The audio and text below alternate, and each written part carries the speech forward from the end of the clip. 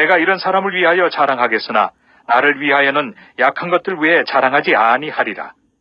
내가 만일 자랑하고자 하여도 어리석은 자가 되지 아니할 것은 내가 참 말을 함이라. 그러나 누가 나를 보는 바와 내게 듣는 바에 지나치게 생각할까 두려워하여 그만두노라. 여러 계시를 받은 것이 지극히 크므로 너무 자만하지 않게 하시려고 내 육체의 가시 곧 사탄의 사자를 주셨으니 이는 나를 쳐서 너무 자만하지 않게 하려 하심이라. 이것이 내게서 떠나가게 하기 위하여 내가 3번 주께 간구하였더니 나에게 이르시기를 내 은혜가 네게 족하도다. 이는 내 능력이 약한 데서 온전하여짐이라 하신지라. 그러므로 도리어 크게 기뻐함으로 나의 여러 약한 것들에 대하여 자랑하리니 이는 그리스도의 능력이 내게 머물게 하려 함이라. 그러므로 내가 그리스도를 위하여 약한 것들과 능력과 궁핍과 박해와 권고를 기뻐하노니 이는 내가 약한 그때에 강함이라. 오늘은 연약함이 은혜의 기회입니다라는 제목으로 함께 말씀을 나누겠습니다. 1665년 그리고 그 다음인 1666년까지 이 2년 동안 영국에서는 패스트가 창궐했습니다. 사실 여러 차례에 걸쳐서 이러한 심각한 전염병들은 있었는데요. 오늘 우리의 상황과 좀 비교해 보아서 이 과거에 있었던 대규모의 전염병들에 대한 새로운 연구 또 그것에 대한 해석 이런 게 요즘 많이 있죠. 그런데 이때 1665년도에 영국의 인구 46만 명 중에 7만 5천 명이 죽었던 이 패스트는 당시의 사람들에겐 심각한 질병이었습니다. 그리고 모든 학교들이 이제 폐쇄된 거죠. 그래서 케임브리지 대학, 그 유명한 대학도 폐쇄됐습니다. 그리고 그때 그 케임브리지 대학을 다니고 있던 아이작 뉴턴이 학교를 그만두고 고향으로 내려가게 됐습니다. 그의 나이 23살이었습니다. 청년 뉴턴은 실망해서 고향에서 하루 종일 생각하기 시작합니다. 인생이란 무엇인가? 또 내가 공부하는 이유는 무엇이고 나는 어떤 공부를 원하고 있는가? 그리고 전설 같은 얘기죠. 사실이 아니라고도 하는데 나무에서 떨어지는 사과를 보고 그는 만유인력을 발견합니다. 사실 그해 일어난 그 2년 동안 그가 발견한 건 대단한 능력으로 또 대단한 역작으로 인정받고 있는데요. 만유인력뿐만 아니라 우리가 그토록 어려워하는 미적분도 이때 뉴턴이 발견한 것입니다. 후대의 역사학자들은 그때 패스트가 없었던들 또 뉴턴이 고향으로 낙향하지 않았던들 아마도 그는 학교 수업만 따라갔으면 만유인력이나 또는 미적분을 발견하지 못했거나 아니면 발견하더라도 훨씬 더 긴 시간이 걸렸을지 모른다라고 평가하고 있습니다. 다시 말해 전염병은 물론 좋은 건 아니지만 그걸 대하는 인간의 태도에 따라서 얼마든지 더 좋은 결과나 예상하지 못한 발전적인 모습으로도 나갈 수 있다라고 하는 말씀을 드리는 겁니다.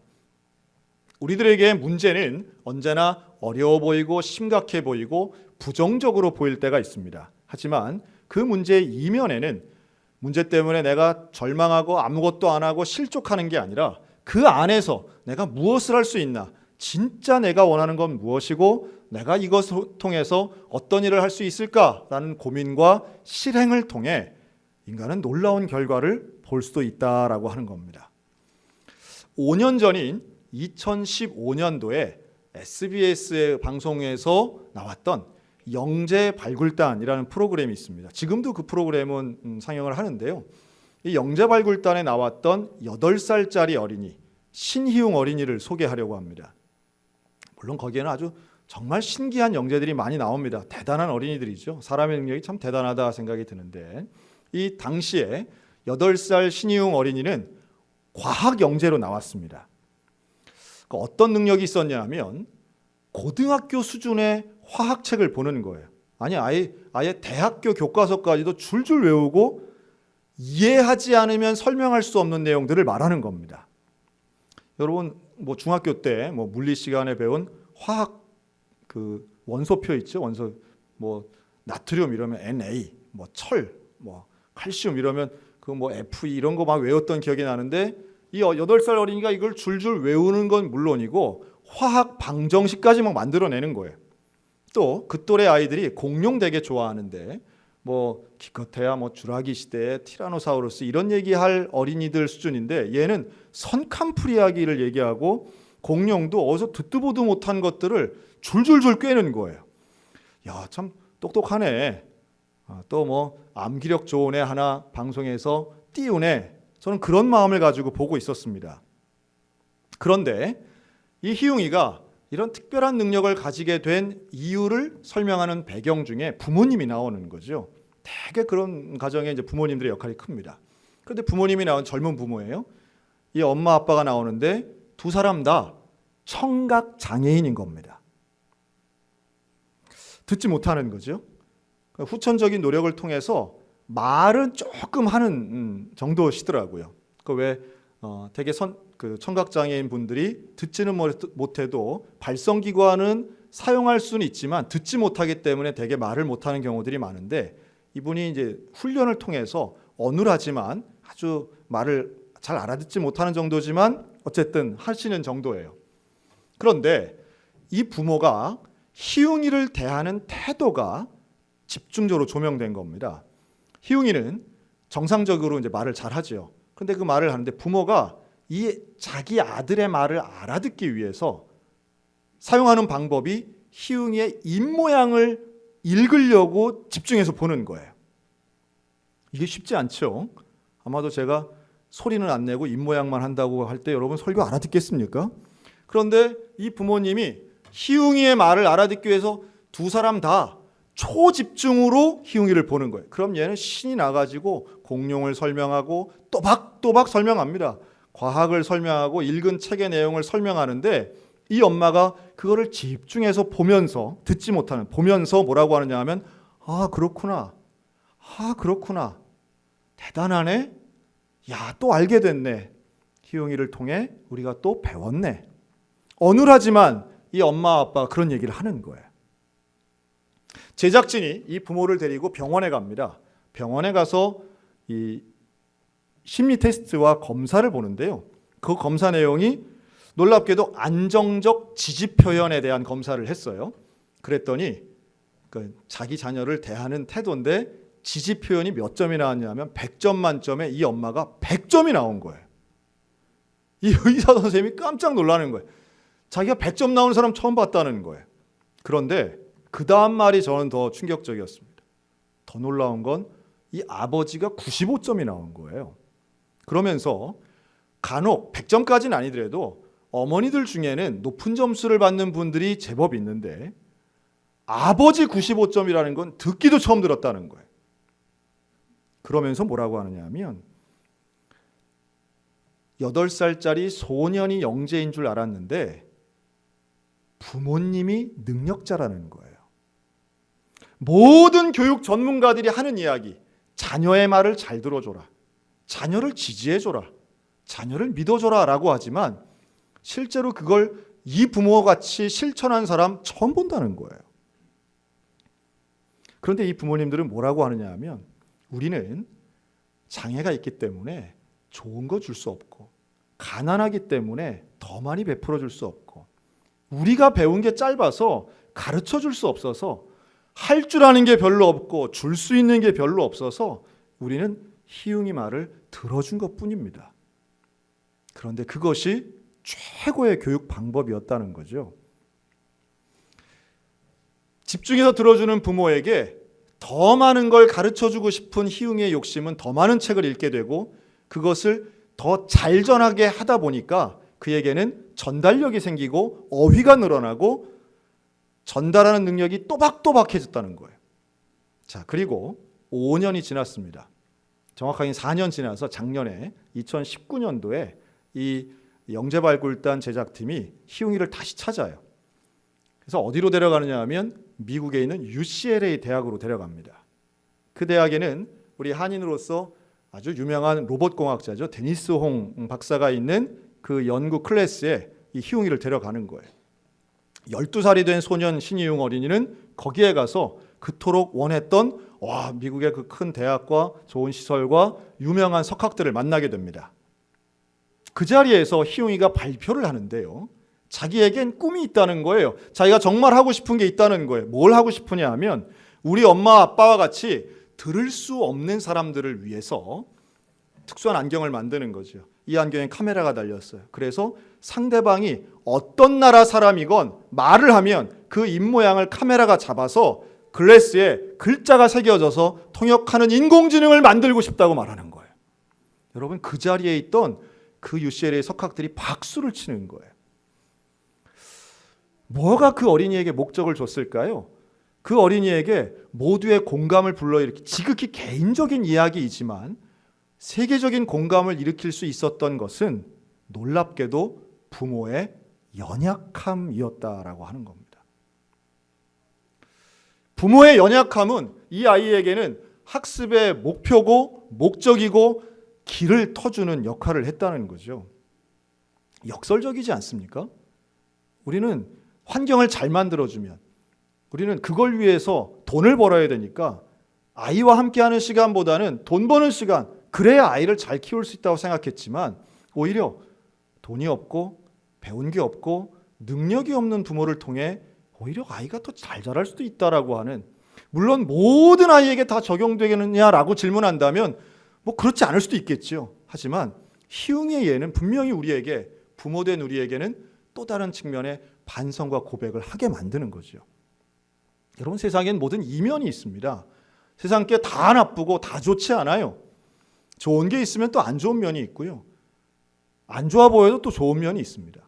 저는 코로나19에 대한 많은 사람들이 지금 이걸 연구하지 않습니까? 해석하려고 애씁니다.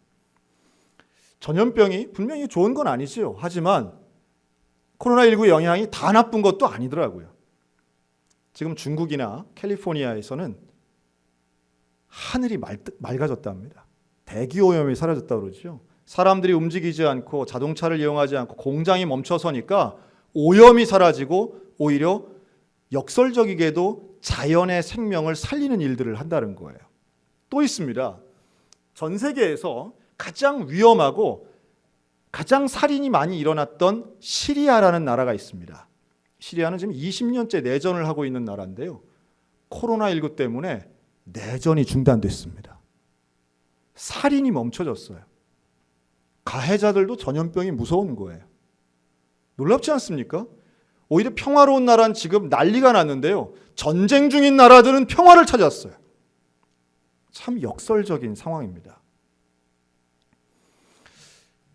우리는 상황을 부정적으로만 혹은 원망의 대상으로만, 나의 실패의 원인으로만 볼 것이 아니라 그 안에서 오히려 나의 연약함을 발견하고 인간의 무능함을 발견하며 인간이 노력해도 안 되는 일이 있다는 걸 분명히 깨닫고 거기에서부터 우리는 하나님을 찾는 일을 시작해야 될 줄로 믿습니다. 사도 바울이 지금 그 얘기를 하는 거예요. 바울은요, 나의 약함을 자랑한다고 말해요. 그 약함은 바울에게는 질병이었습니다. 근데 그 질병 때문에, 육체의 가시, 사단의 사자라고 말하는 그 질병 때문에 얼마나 어려웠는지 몰라요. 그런데 그것을 바울은 이렇게 해석합니다. 나를 자만하지 않게 하려고. 왜요? 교만하면 하나님을 볼 수 없는 거예요. 겸손하면 하나님 볼 수 있는 거예요. 겸손한 사람은 자기의 약함을 인정합니다. 겸손한 사람은 내가 나 된 것이 나 때문이 아니라 하나님 때문임을 기억하고 고백하는 거예요. 작년 2월 17일이었습니다. 이날은 주일이었습니다. 우리 춘천에 여러 성결교회가 있는데요. 그중에 나눔 성결교회라는 교회가 있습니다. 피종호 목사님이 담임 목사님으로 계신 교회예요. 이 교회 부목사님으로 김기동 목사님이라는 분이 계시는데요. 젊은 목사님입니다. 이분이 작년 2월 17일 주일 아침에 교회를 가려고 딱 일어났는데 앞이 보이지 않는 거예요. 그 전날까지도 보이던 눈이 자고 일어나니까 안 보이게 되는 거예요. 얼마나 놀랐을까요? 급히 병원에 갔습니다. 당황하는 가운데 병원에 가요. 검사를 해도 알 수 없어요. 눈이 보이지 않는 건 사실인데 왜 보이지 않는지 병원이 알 수 없어요. 며칠간의 입원을 통해서 검사를 했는데 결국 서울대학병원에서 이렇게 결론이 났습니다. 시신경이 위축되는 일종의 희귀질환, 병명조차 알 수 없는 염증 비슷한 것인데 어쨌든 눈을 볼 수가 없어요. 교인들이 같이 기도합니다. 그리고 우리 지방에 있는 모든 목사님들에게 연락이 와서 함께 기도합니다. 김기동 목사님을 위해서 같이 기도했어요. 여러분 1년이 지났습니다. 지금 현재 그 김기동 목사님은 시각장애인 1급 판정을 받았습니다. 질병이 아니라 이젠 장애가 되었습니다. 전혀 볼 수 없죠. 그저 지금이 낮인지 밤인지 정도만 인식할 정도입니다. 왜 이런 일이 났는지 이해되지 않습니다. 교인들은 눈물로 기도했는데 병세는 호전되지 않았습니다. 그런데요, 바로 지난주 우리 김기동 목사님의 간증이 우리 함께 있는 우리 교역자들 사이트에 올라왔어요. 뭐 그 전에도 우리는 자주 봤습니다. 김기동 목사님 잘 알죠. 이분의 고백은 이랬습니다. 눈에 이상이 생긴 이후에 오히려 집중하는 힘이 생겼습니다. 성경을 읽거나 문서를 읽을 수 없기 때문에 이제는 설교를 준비할 때에 훨씬 더 충분한 시간적 여유를 가지고 준비하고 있습니다. 찬양을 인도할 때에도 가사를 외우고 그 가사를 더 깊이 묵상하고 깊이 이해하게 되었습니다. 여러분 놀라운 것은 지금 시력을 잃었는데도 불구하고 이분은 찬양 인도를 하신다는 거예요. 여러분 찬양 인도를 한다는 건 악보를 봐야 되지 않습니까? 그런데 놀랍게도 이분은 우리가 평균 찬송가가 한 4절 되잖아요. 이분 그걸 외워서 하시는 거예요. 제가 한번 질문 드릴까요? 우리 신앙생활 수십 년 했는데요. 여러분 1절부터 4절까지 다 외우는 찬송가 몇 개나 있으십니까? 왜 우리는 찬송가가 잘 안 외워질까요? 매번마다 부르는데 왜 우리는 가사를 스크린에 띄우지 않으면 한 구절도 잘 부르지 못하는 상태일까요? 스마트폰이나 휴대폰이 발전하면서 우리는 전화번호를 외우는 능력을 상실했고요. 내비게이션이 발전하면서 우리는 지도 보는 법을 잃어버린 것 같습니다. 어떻게 보면 항상 우리는 기록이 있고 눈에 보이는 게 있으니까 머리에 새겨지는 걸 좀 잊어버리는 거 아닌가 하는 생각이 들어요. 하지만 보지 않고 부를 수 있고 보지 않고 외울 수 있는 것은 주는 감동 자체가 다릅니다. 노래를 예로 들어본다면 그런 감동이 있기 때문에 지금 미스터 트롯이 뜨는 거 아니겠어요? 여러분 미스터 트롯에 나오는 노래는 가사 없어도 다 부르시잖아요. 그냥 반주만 나와도 덩실덩실 추면서 우리 따라 부르잖아요. 새겨져 있기 때문이죠. 찬송도 비슷합니다. 여러분 찬송도요. 눈을 감고 부를 수 있다면 그 가사가 주는 의미는 훨씬 더 우리의 마음을 다르게 다가온다는 말씀이에요. 김기동 목사님이 그걸 경험한 거죠. 말씀을 외워서 설교를 준비하고 가사를 외워서 찬양 인도를 준비했더니 놀랍게도 육신의 눈은 보이지 않지만 보이지 않는 하나님을 더 깊이 만나게 되더라라고 하는 겁니다. 선택해서 얻은 고난은 아니지만 그 고난 속에서도 하나님께 집중했더니 하나님을 볼 수 있더라는 거예요. 저는 그 간증에서 오히려 더 놀라운 은혜를 발견하는 것은 그 나눔교회 교인들과 담임 목사님의 처신이었어요. 서울대학병원에서 검사하고 치료받을 때 모든 비용을 그 나눔교회가 댔습니다. 그리고 시각을 잃은 장애인이 된 목사님을 그 교회 교인들은 여전히 목회자로 강단에 세우고 찬양 인도자로 인정하고 그분과 함께 동역하고 있더라는 거예요. 능력을 상실했다고 해서 혹은 더 이상 필요 없어 라고 해서 소위 말해 직장같이 내치지 않더라는 거예요. 놀랍지 않습니까? 저는 그게 믿음의 공동체라고 봅니다. 효용가치로 사람을 판단하는 것이 아니라 함께 고난을 헤쳐나가고 함께 격려하고 위로하는 가운데 저는 나눔교회 교인들도 김기동 목사님과 똑같이 하나님을 경험하는 은혜를 맛보았을 것이라고 확신합니다. 여러분 그런 것이죠. 고난은 우리가 선택하는 건 아닙니다. 하지만 그 고난 가운데 나의 연약함을 인정하고 하나님께 집중하면 우리는 상황이 무엇이든 원인이 무엇이든 상관없이 우리는 우리의 은혜가 되고 능력이 되고 생명이 되는 여호와 하나님을 경험할 수 있게 될 줄로 믿습니다. 바울이 자신의 질병 고침을 위해 3번이나 기도했지만 하나님의 응답은 치료가 아닌 내 은혜가 너에게 족하다라는 말씀이었어요. 충분하다는 거예요. 너 질병이 치유되지 않아도 지금 상태로 충분해. 너 가난해도 충분해. 너 감옥에 있어도 충분해. 뭐가 그렇게 충분한가요? 하나님의 손 붙잡으면 충분하다는 거예요. 예수님과 함께하면 충분하다는 거예요. 그리고 그것 가지고 사도 바울은 맞다고 하나님 앞에 순종하며 기도하고 있습니다. 이게 쉬운 것 같지 않고요. 때로는 거짓말처럼 들릴 수도 있습니다. 무슨 말이에요, 목사님? 난 그래도 치유가 필요하고 돈이 필요하고 기회가 필요하고 건강이 필요하고 승리가 필요하고 역전이 필요하지. 무슨 이 상태에서 하나님만 있다고 다 됩니까? 그것은 하나님의 임재를 경험하지 않았기 때문에 그렇게 말한다고 저는 봐요. 하나님의 임재를 경험한 사람, 고난 가운데에서 나의 연약함을 인정하고 하나님께 집중해서 하나님의 임재를 경험하면 이게 무슨 뜻이구나. 사도 바울이 지금 은혜가 족하다고 하는 이 말이 무슨 말이구나 하는 것을 깨닫게 된다면 우리의 삶이 변하게 될 줄로 확신합니다. 저는 최근 우리 교회 교인 중에도 그런 분을 봅니다. 우리 교회 원로 장로님 중에 김남철 장로님이 계십니다.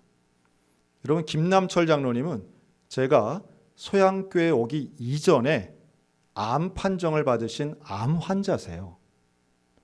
지난 4년간 계속해서 항암 치료 받으시고 입원과 퇴원을 반복하신 분이십니다. 2주 전에 병원에서는 최종 통보를 받았습니다. 4월 넘기기 어렵습니다. 장례식 준비하세요. 근데 이게 처음은 아니었어요. 장로님에게는 벌써 몇 번째 사형 언도와 같은 그런 의료적인 판단은 벌써 몇 번 받았습니다. 여러분, 지금 김남철 장로님 어떻게 사시는지 아세요? 매일마다 새벽 기도 나오십니다.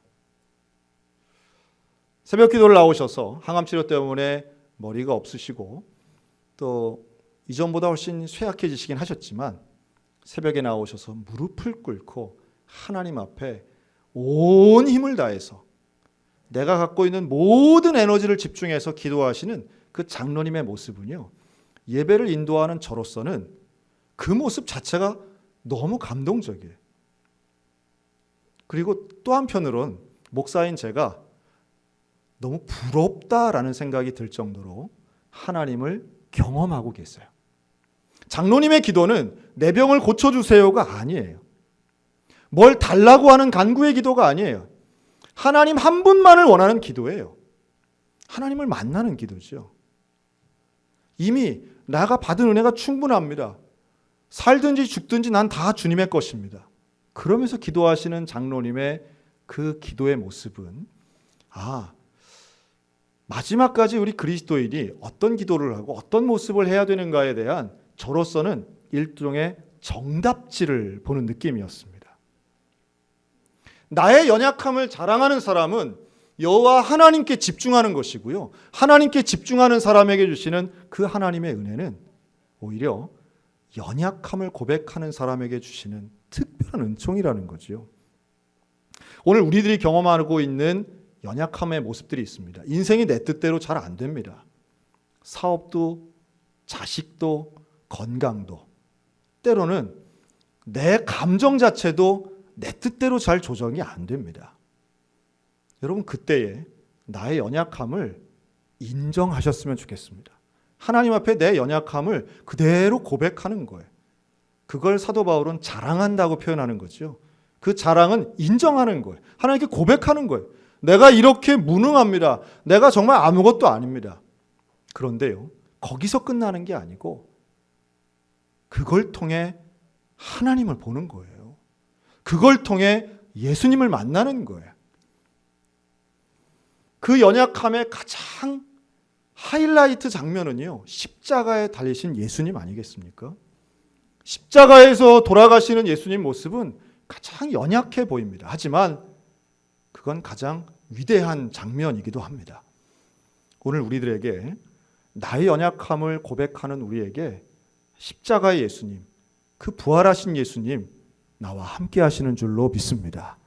그리고 약한 것이 강함이라고 하시는 것은 결국 약함을 통해 하나님을 만나는 것이고 약함을 통해 하나님을 경험하는 그것이 우리에게는 인생의 가장 온전하고 가장 강한 모습이 될 줄로 확신합니다.